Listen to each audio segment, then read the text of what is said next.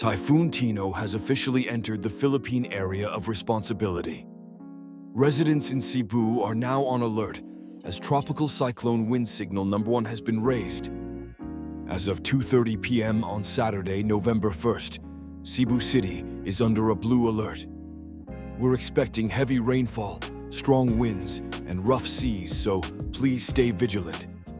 Authorities are urging everyone to stay tuned for updates from Pagasa.